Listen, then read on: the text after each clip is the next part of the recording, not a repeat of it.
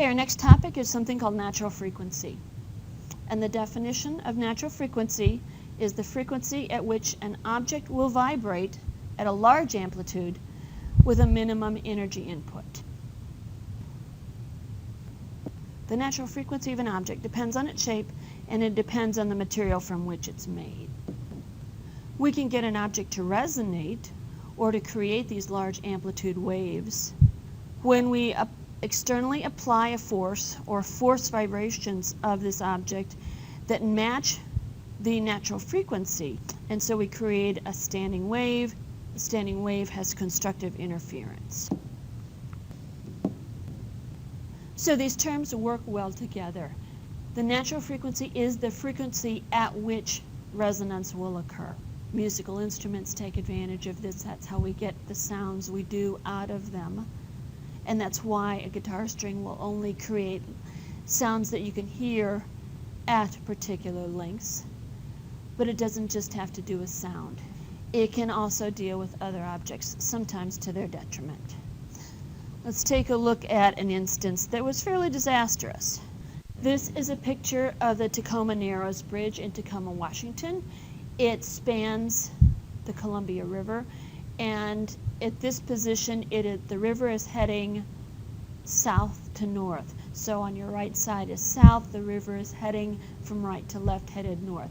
So this is the current Tacoma Narrows Bridge. This was taken 3 years ago when we visited. And of course, being the physics geek, I made my family stop and we went down and we took some pictures.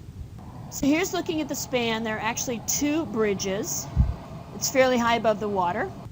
So that's what it looks like now, and this diagram on the left shows driving across the northern of the 2 bridges. It's also the older of the 2 bridges. Let's take a look at what happened to the first Tacoma Narrows Bridge. As you can see, this bridge was exceptionally long and narrow, over half a mile long, only 39 feet wide. It lasted just 4 months. So it existed in 1940 and not very long. During construction, we see the steel girders, 8 feet tall, which were supposed to stiffen the bridge against bending. However, some up and down vibration was observed during the entire useful life of the bridge. Here's opening day. So this is a suspension bridge with cables supporting the bridge from pylons partway across the river. This was due to wind. Apparently there was about a 40-mile-an-hour wind at this day. On November 7th, the bridge suddenly went into a twisting motion. The wind speed was a steady 42 miles per hour. This was enough to keep the bridge oscillating in one of its natural modes of vibration with a period of 5 seconds. Think about this for a minute. This is steel and concrete that's moving like this, and it's moving at least 8 feet up and down on each side. A professor of engineering went out to see what had happened. He's coming back, walking with some difficulty along the nodal line, which is the center stripe of the roadway. Why would it make sense to walk along the nodal line as opposed to along the sidewalk?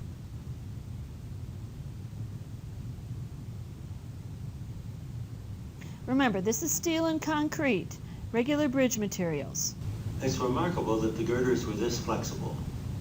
This is photographed at normal speed. However, a collapse was inevitable after a little more than an hour of this.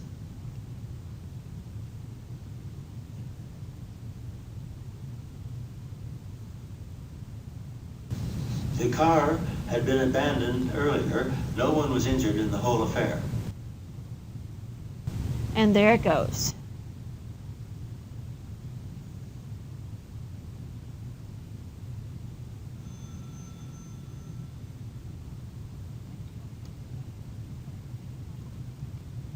The new bridge is completely stable. Leading into our Speed of Sound lab, we're going to next take a look at something called the fundamental frequency. This is tied to natural frequency as well. The definition of fundamental frequency is, it is the lowest frequency of vibration that can occur to create a standing wave in an object. So what we have on the right is a diagram of the smallest size of a standing wave that we can generate. It is half a wavelength. Remember that this part is called the node, and the area where we have maximum displacement between crest and trough is the antinode. Harmonics are multiples of the fundamental frequency of an object. And we'll label f sub 0 as our fundamental frequency. It turns out that when we're looking at and discussing harmonics in a stringed instrument, such as a violin or a piano or a guitar, they follow exactly the same pattern as the harmonics in an open tube. In a string, the ends of the string, again, are where the node occurs, and then in between the nodes we have an antinode. And the definition of the fundamental frequency in a string is the relationship between wavelength and string length, where the wavelength is twice the string length, or the string length equals half of the wavelength. I can get multiple frequencies to resonate, and they turn out to be all multiples of half of a wavelength when I'm dealing with a string. So in this case, I have a node here, here, and here, and so my full string length is equal to one wavelength. I can get, again, multiple frequencies to resonate, and each time I get a higher frequency, I have more nodes present on my string. So the frequency equation looks like this. So frequency of resonance, whichever one it is n, and n is the number of the harmonic. I can, before I get to the frequency equation, look at the wavelength equation, and the wavelength equation is 2 over n times the string length. For strings, all harmonics are present, so every harmonic is represented by an integer. For an open pipe or an open tube, we have the same mathematical relationship, but for open tubes, what I find is at the ends of the tubes, I have an antinode, and the node is at the middle. For strings, I have nodes at the ends. For an open pipe, I have antinodes at the ends. The math equations are the same. So again, I will have the frequency, whatever the harmonic is equal to n times v over 2L. N, again, is the number of the harmonic. And again, I can write the wavelength equation to be 2 over n times the tube length in this case. If I have a tube that's closed at one end, open at the other, I have a different situation going on. Anytime I have an open end, I have an antinode, but anytime I have a closed end, like a string, I have a node. So when I have a closed tube, I have different parts of the wave at different ends.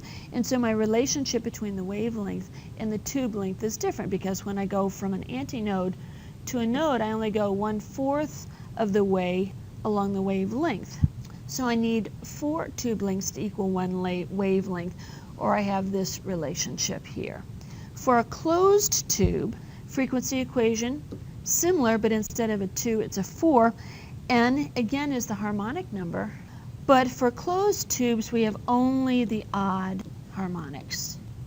And our wavelength equation for this case is going to be the wavelength equals 4 over n times the tube length. If we want to try and visualize what this looks like, here's our wave, here's the tube containing our wave, and this is our reflecting or standing wave. So our tube is closed at the bottom, open at the top. At the bottom we have the node of the standing wave. At the open part we have the antinode. Now if we were to make this an open tube, this would be the length of the tube, so here's open at the bottom as well as open at the top. And so we have antinodes at both openings for an open tube.